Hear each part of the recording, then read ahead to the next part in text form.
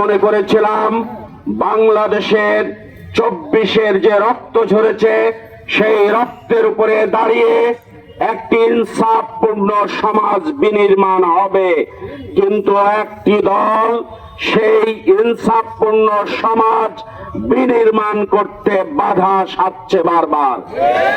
আপনারা দেখেছেন এক সময় কেয়ারটেকার সরকার এই বিএনপি বুঝতো না বলেই 15ই ফেব্রুয়ারি নির্বাচন করতে বাধ্য হয়েছিল আন্দোলনের মুখে, আপনাদের মনে আছে।